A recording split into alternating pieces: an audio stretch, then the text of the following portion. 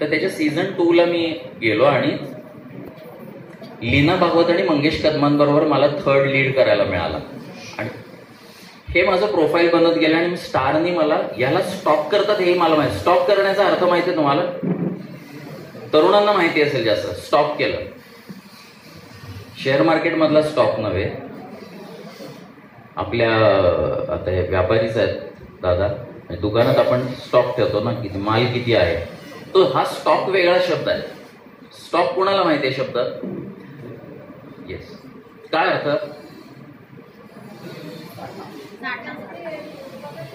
हा, व्हिडिओ बघत राहणे, स्टॉक करणे, हेरणे. हेरणे त्याला फार फार तर आपण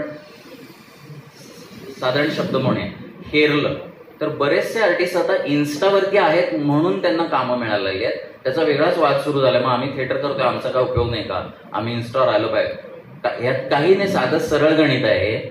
तुम्ही अपडेट आणि अपग्रेड राहाल तरच तुम्ही पुढे जाल. आज मी दादांना विचारतो, तुमचा फोन कुठला आहे? मोबाईल फोन आहे ना? आज कॅल्क्युलेटर देखील वापरत नसतील, पण तुम्हाला कम्युनिकेशनसाठी ते काहीतरी माध्यम वापरतात. कारण आपण अपडेट राहिलो, व्यवसायातले अपडेट तुम्ही घेत असाल की आज मार्केटमध्ये काय चाललंय, आज बाजार काय आहे,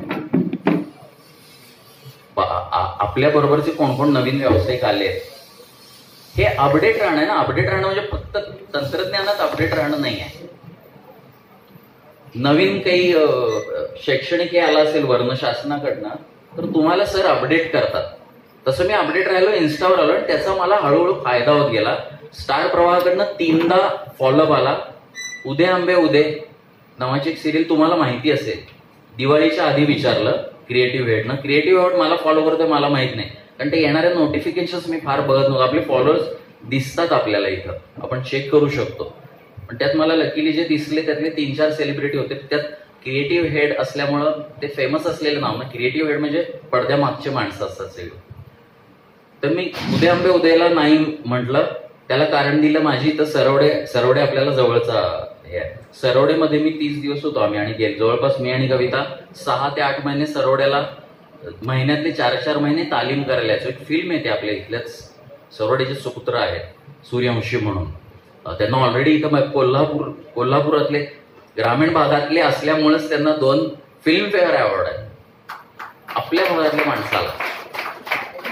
त्यातली एक युट्यूबला वारसा नावाची आहे डॉक्युमेंटरी फिल्म. आणि कोल्हापूरच्या क्रिकेट नाही, फुटबॉल क्रेज आहे कोल्हापुरामध्ये. तुम्ही जवळचे आहात कोल्हापूरच्या, तर त्या फुटबॉलवरची सॉकर सिटी नावाची आहे, त्याला दोन्हीलाही फिल्मफेअर अवॉर्ड आहे. तर टेक्नॉलॉजी माहिती केल्यामुळेच आहे ना हे.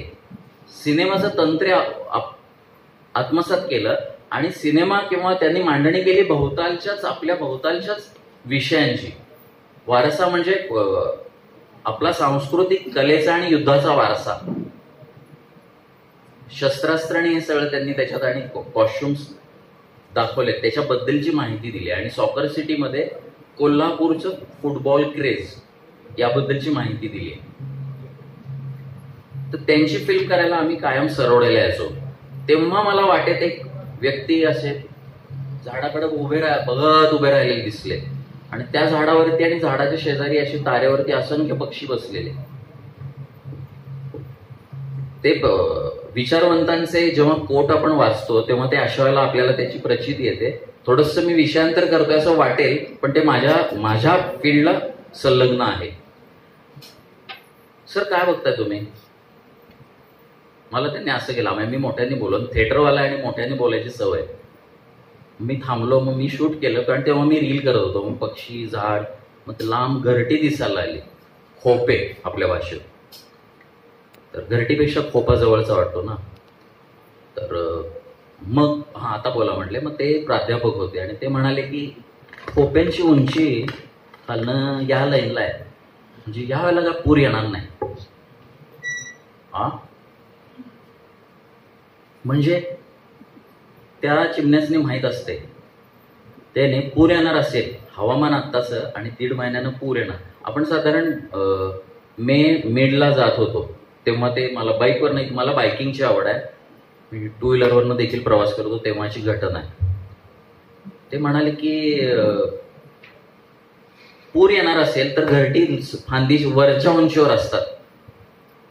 बर, नीट पाऊस पडणार असेल नेहमीसारखा, यंदा बी तेवढाच पाऊस असेल, परिमाण बघा कशी तेवढाच, दरवर्षी एवढाच, मॉब म्हणजे पूर. तर हे मी ऐकत राहतो. ऍज अ डिरेक्टर रायटर माझ्या संग्रहात शब्द वाढत राहतात. आणि सगळ्यात खाली मला यावर्षी आहेत, यंदा पावसाचीच शंका पडली. मग हे त्यांना कसं कळतंय? मग त्यांनी मला 1-1.5 तासाचं जे लेक्चर दिलं, मला प्रॅक्टिसला यायचं होतं, तर मी प्रॅक्टिसला वेळेत पोहोचलो, पण ते मी पूर्ण ऐकलं. त्यांचं हे म्हणले, तुम्ही बोलत राहा, मी करू का शूट? ते शूट करून ठेवलंय संग्रही.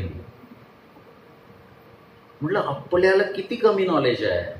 आणि ते कोल्हापूरहून ते फॉलो करत ते चिमण्या कुठल्या भागात कमी दिसतात, कुठं हे बघत तिथं आलेले.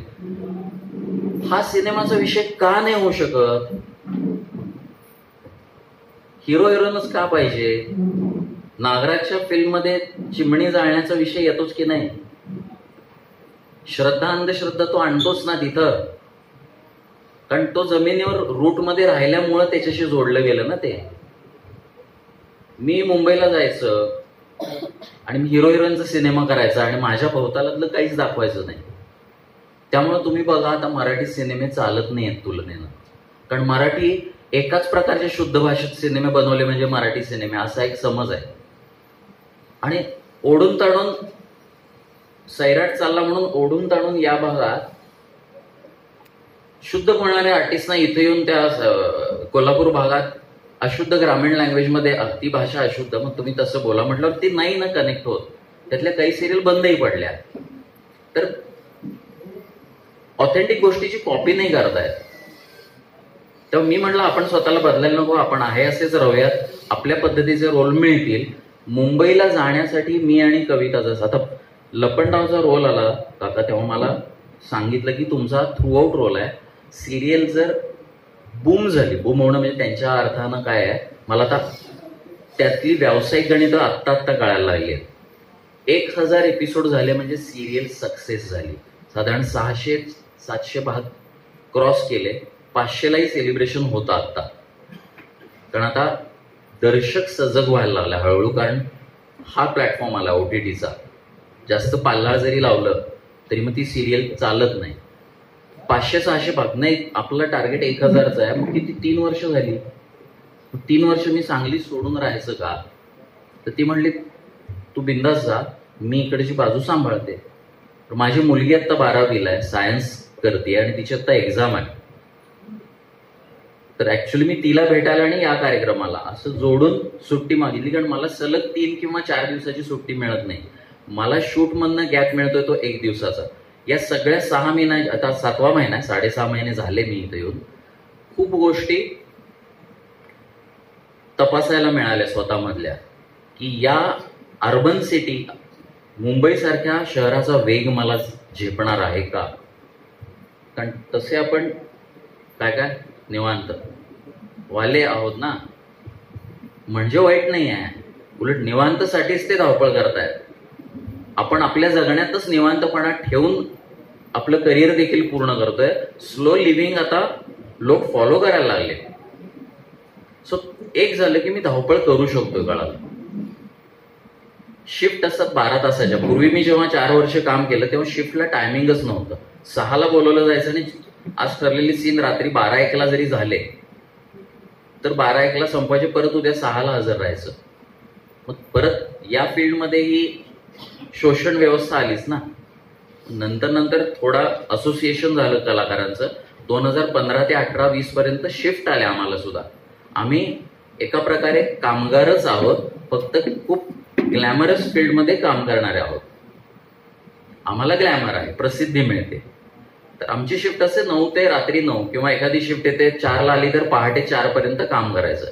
तर हे मला टेस्ट करायचं होतं आणि मी त्या टेस्टमध्ये आता तरी पास झालो. आणि त्याचं कारण असं आहे की मी हिंडलो खूप आपल्या सगळ्या भागांमध्ये.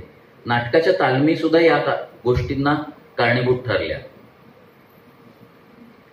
एखाद्या ग्रामीण भागातल्या वाडी वस्तीतल्या मुलाला किंवा मुलीला पालकच सोडत नाही आहेत, तर मग त्यांच्या एमईटीवर 3रा बसलोय मी. 2 जण त्यांच्यातले एक त्यांच्या घरातले मित्र, मग ते पप्पासनी सांगायला लागतंय अशा वेळेला हा स्ट्रगल आहे ना. आज मी इथं उभं राहायच्या मागे मी CCC हिंडून मग त्यांच्या घरी जायचं काय आहे ह्याच वर्ष माझी जबाबदारी आहे. बरेचदा असं होतं की कल्चरल हेड असतो तुमच्याकडे, एक सर असतात प्राध्यापक, त्यांना कल्चरल मधली गोडी असते. तर मग कल्चरल हेड ऐवजी मला जबाबदारी घ्यायला लागायची. पोरीला इव्हेंट संपला की घरी सोडून अक्षरशः मी आणि कविता मुलींना माझ्या कॉलेजमधनं बस कॉलेजपर्यंत येणार, कॉलेजनं ठरवली. त्या मुलींना मी आणि कविता घेऊन परत जाऊन शेतात राहणार त्या गावात घरी सोडून येतोय. मुलांचे टोमणे ऐकला, तुम्ही फक्त पोरींनाच सोडायला जाताय. अरे मुलींनाच सोडायला जाणार की रात्री अपरात्री कोणाला सोडायला जाणार. तर हा स्ट्रगल खूप काउंट होतोय आज आमचा, किंवा हे जे काम केलेलं आहे ना दिवसरात्र हे काउंट होत आहे. आणि प्रोफेशनली वर्क करताना खूप पॉझिटिव्ह गोष्टी आज मला मिळतात. कान्हा सखीचे कोण कोण फॅन आहेत? कान्हा सखी कोणाकोणाला माहिती आहे? ती सिरियल आधी कोण कोण बघतं? कारण ही सिरियल 2 वाजताच्या स्लॉटमध्ये संध्याकाळी 6 आणि रात्री 11 स्टार प्रवाहाला. आणि ज्यांच्याकडं जिओ हॉटस्टार हे ऍप आहे त्यांना कधीही पाहायला मिळेल. तर कान्हा नाशिकहून आलाय, त्याचं थिएटरचं मोठं बॅकग्राऊंड आहे. सखीचं स्वतःचं थिएटरचं बॅकग्राऊंड आहे. आणि सखी सुद्धा सखीची पहिली सिरियल आहे, पण वाटत नाहीये सखीची पहिली सिरियल आहे असं. तुम्ही जर तिचं काम बघितलं तर ती लक्ष्मी नावाची फिल्म, किंवा लक्ष्मी पण नाही, तृतीयपंथी विषयावरती सुस्मिता सेनची मूव्ही आलेली, त्यात तिनं छोट्या सुस्मिताचं काम केलेलं.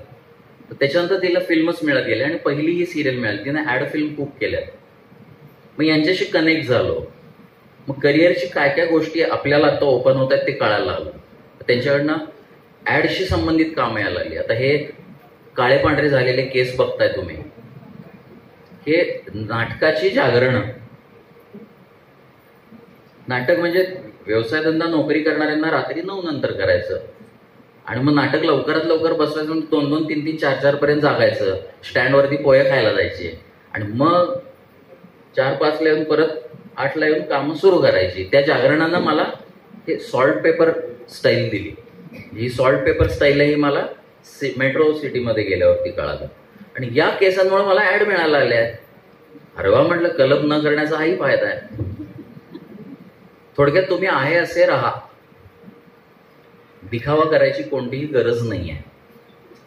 फक्त वर करणे किंवा आपल्या फील्डला काय गोष्टी लागणार आहे त्याचं एक भान ठेवायला लागतं आपल्याला. सो हा सगळा प्रवास करून मी आत्ता इथं आहे, आणि जे काय बिरुदावली लावल्यात त्या अजून खूप मिळवायच्या आहेत. आत्ताशी हा 50 ओलांडल्यानंतरच पहिली मिळालेली संधी आहे मला. लपंडाव ही माझी पहिली पॅशन सिनेमा करणं हीच आहे. आणि सिनेमासाठी मोठे प्रश्न उभे आहेत की मराठी सिनेमे लागत नाहीत. गडिंग्लजमध्ये मराठी सिनेमे येतात का? गडिंग्लजमध्ये सिनेमागृह आहे, तिथे मराठी सिनेमे येतात. अरे वा, चांगली गोष्ट आहे. कारण मी आता तेच लक्ष ठेवून आहे की मराठी सिनेमे येत आहेत का. कारण मराठी 200च्या वर मूव्हीज बनतात वर्षाला, आणि त्यातले जवळपास 180 डब्यात राहतात पडून. सेन्सॉर बिन्सॉर सगळं होत आहे, पण 20 फिल्म रिलीज होतात, हा रेशो आहे. या ह्याच्यात निर्मात्याला अडकवून कसं ठेवायचं आपण? जोपर्यंत त्याच्या कलेक्शनचं किंवा रिटर्न्सचं गणित बसत नाही तोपर्यंत सिनेमा करायचं नाही, असंही नाही होणार. सो मी एक गणित असं घालून घेतलं की कमीत कमी बजेटमध्ये सिनेमा करायचं. कारण आता मी तांत्रिक फील्डमध्ये खूप जास्त वर्ष असल्यामुळं सिनेमा कमीत कमी, काय तुमचा मगाशी शब्द होता, तुमच्यासाठी सर वापरला गेला, काटकसर. सो बजेट घालायला लागलो मी आणि काटकसर करायला सुरू केली. आता तसंच होतं, आम्ही सरवडेला प्रॅक्टिस केली, त्यावेळेला रिहर्सल्स केल्या. ते जे डिरेक्टर होते त्यांच्या मित्राच्या वेगवेगळ्या मित्रांच्या घरी वेगवेगळ्या कलाकारांची वाटणी होती की हे दोघं आम्ही हे चेहरे दिसले की आम्हाला जेवायला वाटायचं. मराठी सिनेमा अजूनही स्ट्रगलमधनं जातोय, पण आम्हाला वाईट वाटत नाही कारण आम्ही मराठी थिएटर केलंय. सो आम्ही दोघं एका मित्राच्या घरी जेवायला जातोय, इतर कलाकार वेगवेगळ्या मित्रांच्या घरी जेवायला. सो त्यांनी जेवणाचं केटरिंगचं बजेट वाचवलं आणि खूप चांगली मूव्ही होती ती. तर या सगळ्या टप्प्याटोप्यातनं तुम्हाला जावं लागतं. मला असं झालंय की आता मी एकतर्फीच बोलतोय, मन की बात झाली माझी, समोरनं रिस्पॉन्सच नाही आहे.